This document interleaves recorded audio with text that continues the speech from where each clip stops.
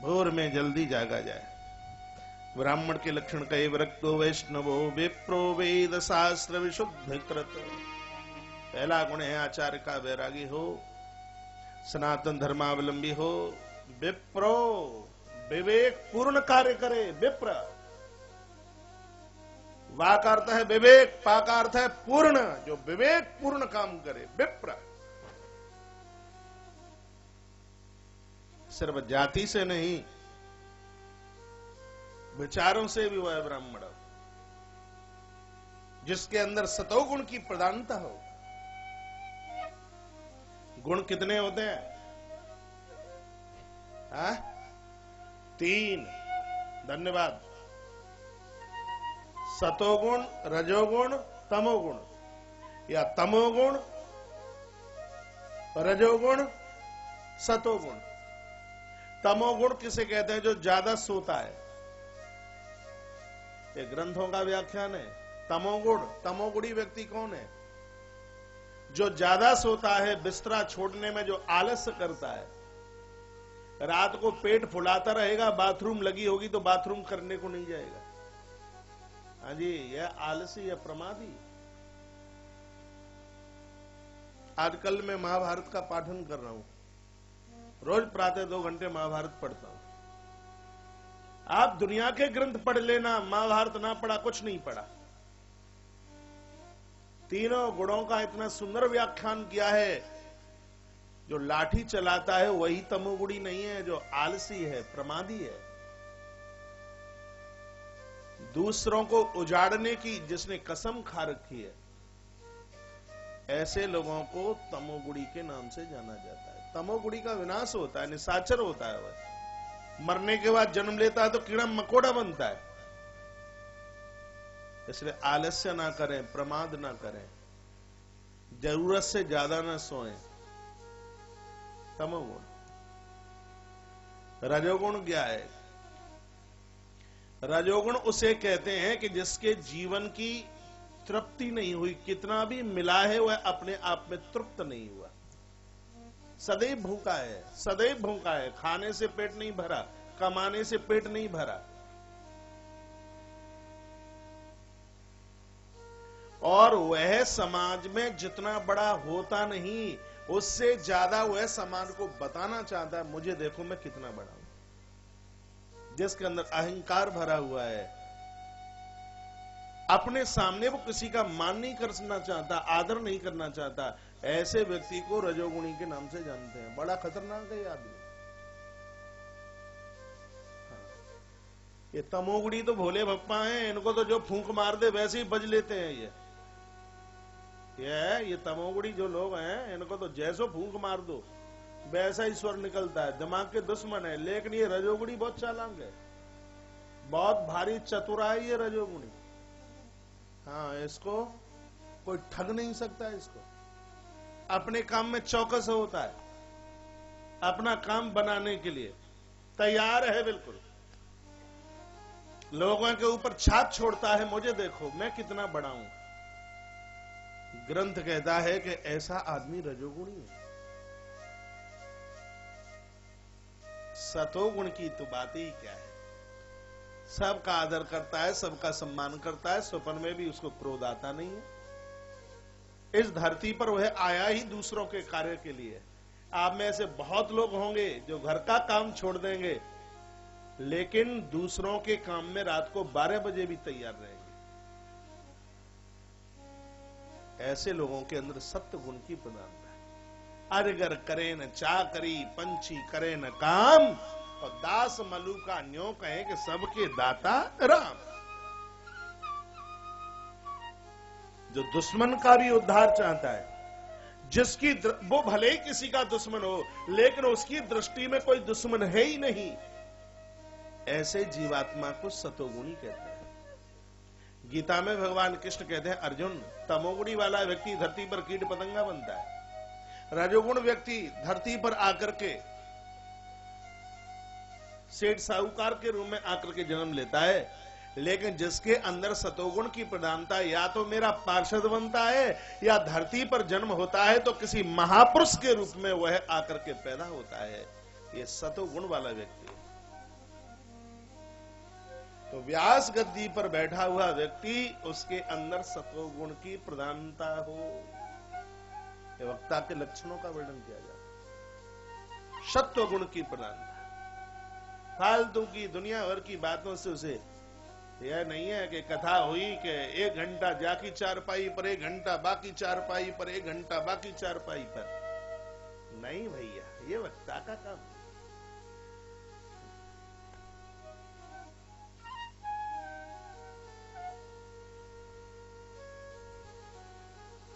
विप्रो विवेकपूर्ण काम करे। विप्रो विवेकपूर्ण। विवेक कहते हैं सत्य सत्य की जानकारी, अच्छे बुरे की जानकारी, उसको विवेक कहता है। इस व्यासपीठ से मैं निवेदन करना चाहूंगा, जो अपने आप को ईश्वर से जोड़े हुए हैं, मेरा निवेदन है कृपया वह सत्य गुण को प्रदानित, सत्य गुण को ऊपर बढ़ाएं। ये जितनी भी साधना पूजा पाठ मठ मंदिर जाते हैं हम इसलिए क्योंकि सत्य गुण की प्रधानता। क्रोध करने का कोई समय होता है, उम्र ढल गई है, पलटा खा गई उम्र, थोड़ा अब अपने सिर के ऊपर बर्फ की सिल्ली रखना सीखिए, अपने आप को ठंडा रखिए। कभी कभी तो लोगों का तबला ऐसा चढ़ा ही रहता है कि उनका तबला उतरता ही नहीं है। मुस्कुराते हुए अच्छे लगते हैं, हंसते हुए अच्छे लगता है।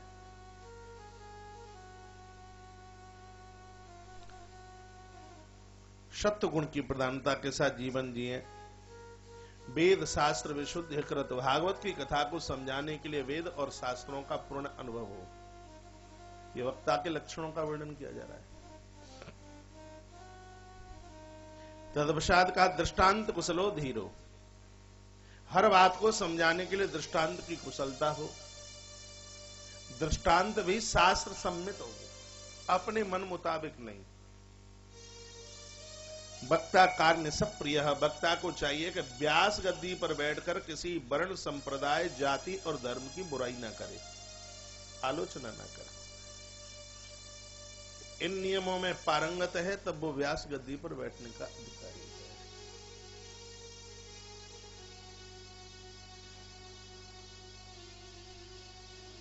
बमरौली अहिर पड़ती है आगरा के आसपास। एक किन्हीं सज्जन ने कथा कराई। किन्हीं की शादी शुदियों में तो हम नहीं जा पाते, लेकिन 2 जगह है जाने में टाइम होता है तो चूकते नहीं। या कोई यज्ञ कथा कराए या कहीं ऐसा कुछ सुनाई में आवे कि उनके यहाँ ऐसी घटना घट गई है, कोई श्रीमान दुनिया छोड़ करके चले गए हैं, तो कोशिश होती है वहां जाने के लिए। तो किन्हीं ने कथा कराई और नौता आया, सूचना मिली तो हम चले गए। बमरौली अहीर में चल रही कथा। अब मैं क्या बताऊं कि उसमें ब्राह्मणों की कितनी बुराई में बोल नहीं सकता मैं, ये समझ लो। सब हदें ही पार हो गई। जितनी सीमा मर्यादा होती होगी तो सब तोड़ करके डाल दे। ओ चीमटा बजे महाराज जोर से, ओ मटका 4 लुढ़के, ओ तसला बजे उसमें जोर से। थोड़ी बहुत कथा हो तो ब्राह्मणों की बुराई। ये बात मैं इसलिए नहीं बोल रहा, मेरा जन्म ब्राह्मण घर में हुआ है। यहां बहुत मेरे पुराने श्रोता हैं जिन्होंने कई बार कथा सुनी है। हमारी व्यास गद्दी आज तक किसी भी वर्ण धर्म और संप्रदाय की कभी बुराई नहीं कर सकती, क्योंकि इस देश को ऊंचा पहुंचाने में हर व्यक्ति का अधिकार है। जितना हर व्यक्ति का आधार गया इस देश की तरक्की में। ब्राह्मणों का जितना है, क्षत्रियों का उतना ही है, वैश्यों का भी उतना ही है, कनिष्ठ वर्ण का भी उतना ही है। इस देश को ऊंचा पहुंचाने में, कल ही मैंने कहा है, देश की तरक्की 4 चीज से होती है: विचार शक्ति, बल शक्ति, धन शक्ति और कार्य शक्ति। ब्राह्मणों की विचार शक्ति लगती है, क्षत्रियों की बल शक्ति लगती है, इसमें वैश्यों की धन शक्ति लगी और कनिष्ठ वर्ण की कार्य शक्ति लगी है।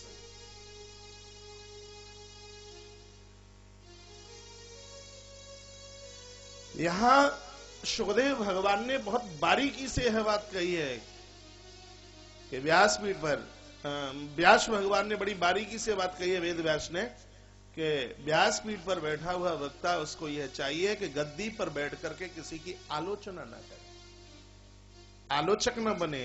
वक्ता कार निसप्रिय, निसप्रिय शब्द लिखा है संस्कृत का है, निसप्रिय, निसप्रिय कहते हैं आलोचक रहित, निसप्रिय शब्द, वक्ताकार निसप्रिय। वक्ता के लक्षणों को बताया और क्या कहा, अनेक धर्म विभ्रांता स्त्रैणा पाखंडवादिना। वक्ता को चाहिए कि स्त्रैण न हो, स्त्रैण कहते हैं स्त्रियों का गुलाम न हो, दिन में कथा करे और रात को अपने घर पहुंच जाए। स्त्रैण स्पष्ट लिखा है ना श्लोक, अपनी तरफ से नहीं बोल रहा है मैं।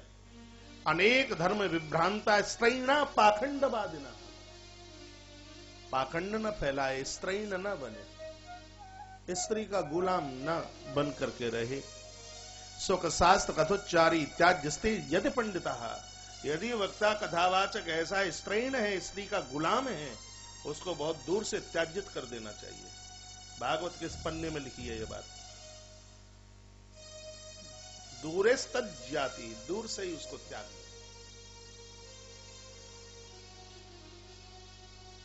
वक्तु पार्श्वे सहायार्था मन्य स्थापिता विधा पंडित संशय श्रेता लोक बोधन तत्पर।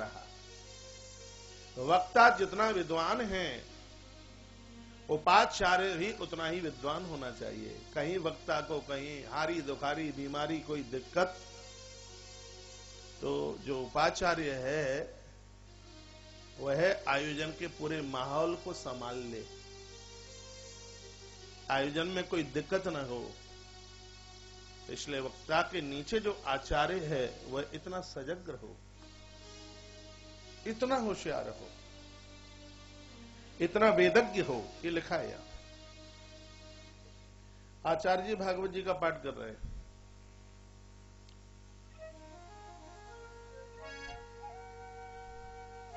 तुलसी गुरुकुल विद्यापीठ श्रीधाम वृंदावन 2011 से स्थापना आश्रम में गुरुकुल की हुई। आचार्य जी ने पूरी व्यवस्था संभाली। वहां के प्राचार्य हर कथा में जाते नहीं है, जो हमारा आग्रह होता है तो वह पहुंचते हैं। अद्भुत विद्वान है, महापंडित, वेद की ऋचाएं पानी की तरह कंठस्थ है। आज तक याद नहीं आता कि जजमान का किया गया पाठ और उसमें एक शब्द भी कभी छोड़ा हो। एक शब्द। हमारे यहां अनुष्ठानिक विधि है। ये छटंकी से बैठे हैं ये बच्चे, ये गुरुकुल के हैं बालक, इनके रोम रोम में वेद की ऋचाएं भरी हुई हैं। कभी इनको देखना हो तो सुबह हमारे यहाँ ऊपर 6 बजे से पूजन होता है, जहां मैं रुका हूं। पहले सुंदरकांड का पाठ होता है, फिर भगवान शंकर का अभिषेक होता है, फिर हमारा नित्य का हवन होता है, यज्ञ होता है। उसमें वेद की ऋचाएं बोलता है। सुबह 7:30 बजे से लेकर के 10 बजे तक यहाँ भागवत जी के ऊपर पाठ होता है, रामायण के ऊपर भागवत जी का यहाँ पाठ होता है। यहाँ पर बालक सुमन, ये बिहार का बच्चा है, कमाल की होशियारी है भागवत के श्लोकों में। सस्वर, एक बिंदी का भी अंतर आ जाए।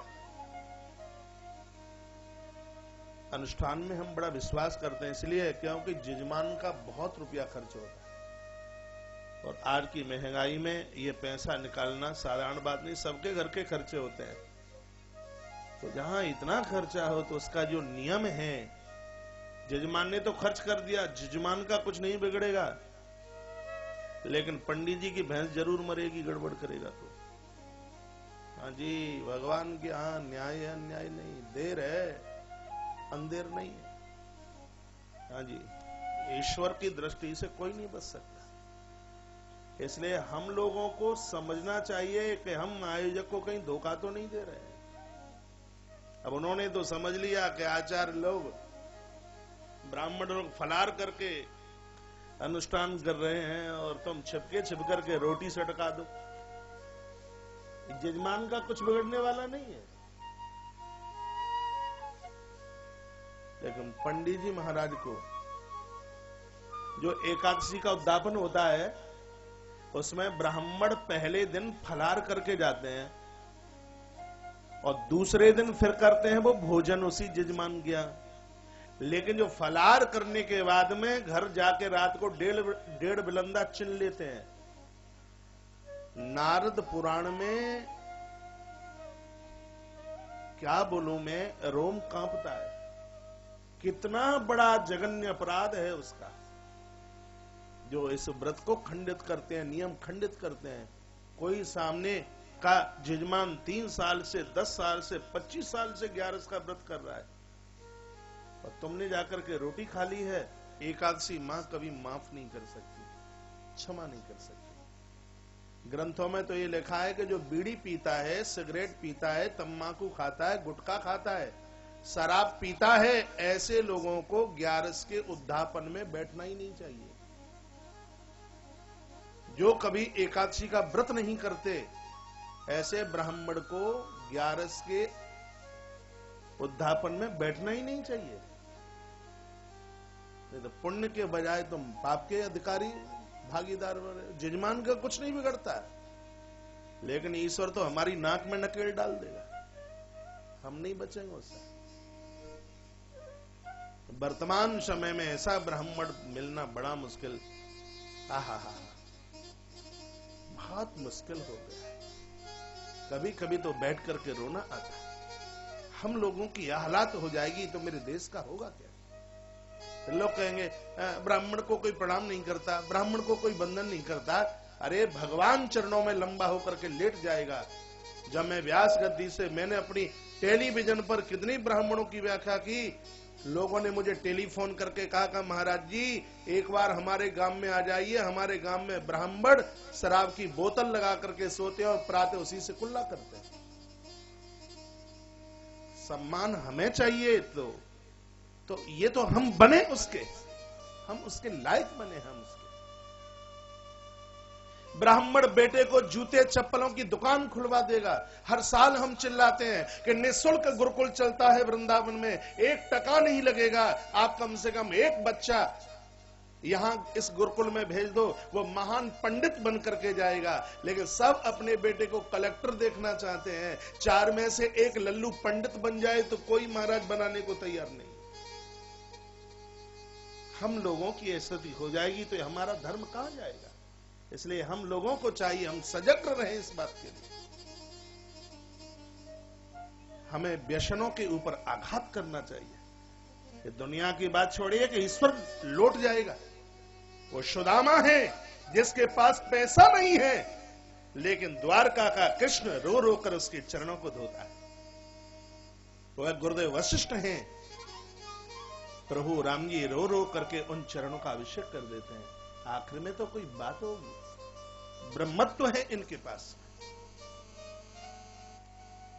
ब्राह्मण मौत को स्वीकार कर ले, लेकिन गलत बात को स्वीकार न करे।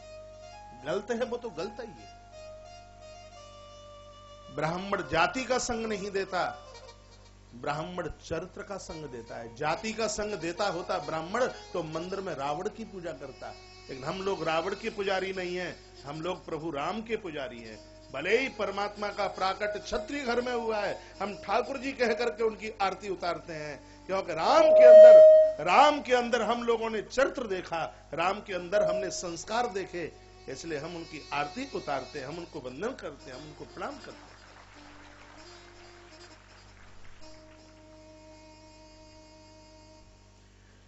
ब्राह्मण को चाहिए अरुणोदय सौ निर्वृत्य शौचम स्नानम समाचरेत। अरुण भोर में जल्दी जागे, मलमूत्र विसर्जित करने को जा रहा है, उसको कोई देख भी ना पाए, इतना जल्दी जागे। शौचम 7 बार हाथों से मिट्टी लगावे, 7 बार माटी।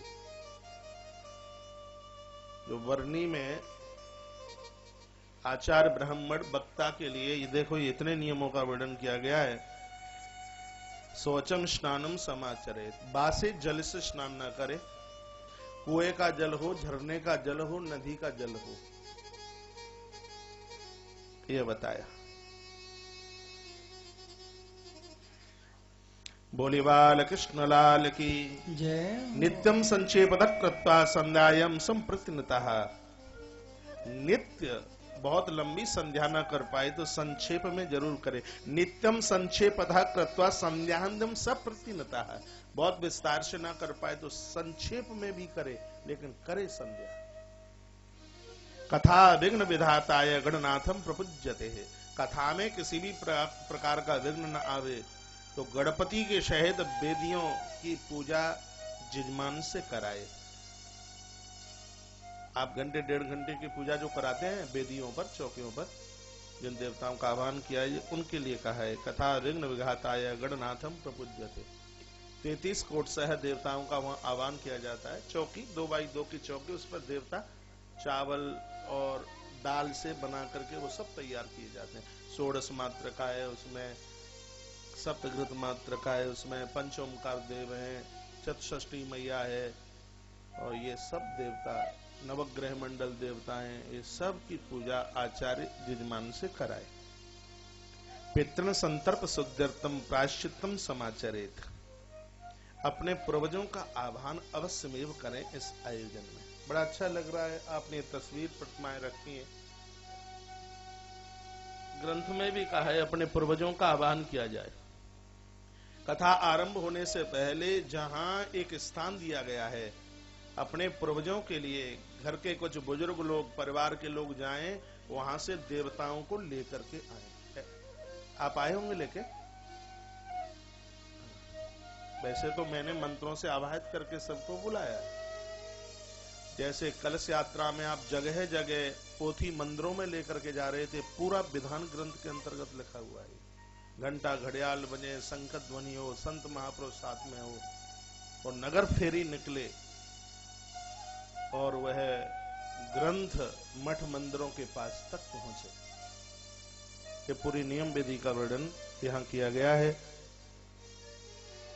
कृष्ण मुदिश्य मंत्रेण चरित पूजा विधम क्रमात् प्रदक्षिणा नमस्कारन पूजान्ते स्तुतिमाचरेत्। जब वेदियों की पूजा पूरी हो जावे तो समय है तो हवन, परिक्रमा, प्रदक्षिणा और नमस्कार, प्रणाम, ये लिखा है। स्तुति माचरेत, स्तुति। आज माइक पर बड़ी सुंदर स्तुति हो रही थी, बड़ा आनंद आ रहा था। संसार सागरे मग्नम दीनम तम करुणानिधि। आयोजक को चाहिए, उस परिवार को चाहिए, जब कथा में पहुंचे तो हाथ जोड़ करके कहें, महाराज आपकी कृपा से ही तो मेरे पूर्वज इस संसार सागर से पार हो सकते हैं। मेरे पास क्या है देने के लिए? यह है तो आपने करुणा की है कि आपने हमारा निमंत्रण स्वीकार कर लिया है, हमारे ऊपर आपने बड़ी कृपा करी है। संसार सागरे मग्नम दीनम तम करुणानिधि। हे करुणा के सागर, अब हमें लग रहा है कि आपकी कृपा से हम संसार सागर से अवश्यमेव तर जाएंगे। श्रीमद्भागवत श्यापी ततः पूजा प्रियतनता। भागवत जी का पूजन यजमान के द्वारा नित्य कराया जाए। जो यहाँ पूजा होती है कथा से पहले, इसका यहाँ नियम लिखा हुआ है। प्रसन्न चित्तेन कर्तव्यहम केवलम तदा। और पृथक और प्रसन्न भाव से, खुश होकर के, श्रीमद् भागवताख्यम प्रत्यक्षम कृष्ण एव ही, क्योंकि श्रीमद् भागवत साक्षात भगवान कृष्ण का रूप है। जो यजमान के द्वारा व्यास गद्दी पर जो भागवत जी की पूजा होती है, भगवान वेदव्यास कहते हैं कि भागवत साक्षात भगवान कृष्ण का रूप है। श्रीमद् भागवताख्योयम प्रत्यक्षात कृष्ण एव ही, साक्षात कृष्ण रूप है। स्वीकृतोषमयानाथम मुक्त्यर्थम भवसागरे। पूजा के तत्पश्चात वो है आचार्य से अनुमति मांगे कि अब मैं अपने आसन पर बैठने के लिए जाऊं।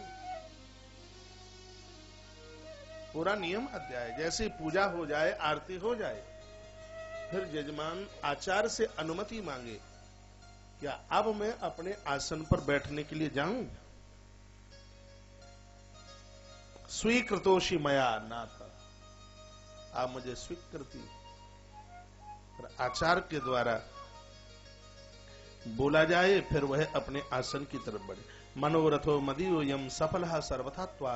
कहा है कि हमारा सफल सुफल मनोरथ, क्योंकि इस ग्रंथ में व्यक्ति इस कथा में जैसा सोचेगा वैसा ही हो जाएगा। इस कथा का हमने प्रभाव देखा। जिन लोगों के घर में 20-20 साल से संतान नहीं हुई, भागवत की कृपा से उनको बच्चा हो गया। एक नहीं 10 चमत्कार प्रभावी हमने भागवत के देखे। बेटियों के लिए घर वर नहीं मिल रहा था, बेटों का विवाह नहीं हो रहा था, कारोबार सब कुछ ठप हो गया, लेकिन भागवत तो इतनी सिद्ध है, भागवत महारानी की कृपा से सब संभव हो जाता है। बस यही है कि कथा में मनोरथ सात्विक हो, संकल्प सात्विक हो, शुभ संकल्प हो, नहीं तो यहां जो सोच लेंगे वैसा ही हो जाएगा। नैमिषारण्य क्षेत्र की सत्य घटना है। आचार्य जी ने श्लोक गाया कि भागवत तो निगम कल्प वृक्ष है, यहाँ तो जो सोचा जाएगा वही पूरा हो जाएगा। तो एक डाकू आया और पंडाल में बैठ गया। कहा शाम को जैसे ही कथा पूरी हुई सब लोग चले गए और बोलता है मैं सोच रहा हूं कि यहाँ मुझे सोने के लिए बिस्तरा मिल जाए। तो कैसे मिल जाएगा? इतना कहा तो 4 काहर आए और बढ़िया सा पलंग ला करके बिछा दिया। का खुरखुर आए मोटा गद्दा और होता तो गद्दा और तकिया लग के तैयार। ये ज्यादा पुरानी बात नहीं है, 25 साल पुरानी बात है बस। फिर कहता है कि अब तो भूख लगी है, कोई स्वादिष्ट भोजन मिल जाता। सो हमारा 56 भोग का थाल 2 लोग लेकर के आ गए और उसको जमा करके चले गए। फिर कहता है कि पामों में दर्द है, थोड़ा पाम दबाने वाली आ जाती तो ज्यादा बढ़िया होता। सामने से एक स्त्री चल करके आई और उसके पाम दबाने लगी, बड़ी सुंदर थी। तो कहने लगा कि इतनी सुंदर स्त्री और कहीं यहाँ सिंह आ गया तो हम दोनों को खत्म कर देगा। इतने में सामने से शेर आया और उसी समय उसका पेट फाड़ दिया। ये सत्य घटना है, 25 वर्ष पुरानी। इसलिए भागवत में बैठ करके शुभ संकल्प होना चाहिए। आप जो सोचोगे वही हो जाएगा। इसलिए संकल्प शुभ हो, उसी बात को यहां कहा जा रहा है कि भागवत में आप बैठे शुभ संकल्प मस्तु, शुभ संकल्प के साथ। भागवत 4 पुरुषार्थों को देती है। जगत की ऐसी कौन सी चीज है जो भागवत की कृपा से न मिलती हो? क्योंकि साक्षात कृष्ण का रूप है भागवत। यहां शुभ संकल्प लेकर के यहां बैठे और वही हो जाएगा। आयोजकों को, प्रमुख यजमान को, परीक्षित को भगवान के चरणों में यह प्रार्थना करके बैठना चाहिए कि भगवान इतना सा तो जीवन निकल गया है, आपके चरणों में मेरी प्रार्थना है कि मेरे पुरखों के सहित हमारा कल्याण कर दीजिए। पैसा तो हम अपनी मेहनत से कमाएंगे, यह आयोजन तो कल्याण के लिए है। भगवान कल्याण हो यह कृपा कर दीजिए, ऐसा संकल्प लेकर के कथा सुनी जाए तो ये कथा कल्याण कर दिया। पंचों ने क्यों बताओ कथा समझ में आ रही है? ऐसा कि मैंने स्पीड बढ़ाई दी हो, कछु बात पल्ले पड़ रही है? मोहन भाई थोड़ा माइक खोलो। बोलिए बांके बिहारी लाल की जय हो, कृष्ण कन्हैया लाल की जय हो। जय जय श्री राधे जय जय श्री राधे जय जय श्री राधे श्याम। और भगवान की कथा सुन सुन करके जो बोर होते हैं तो समझ लो कि अब तक ना उन्होंने कथा को समझ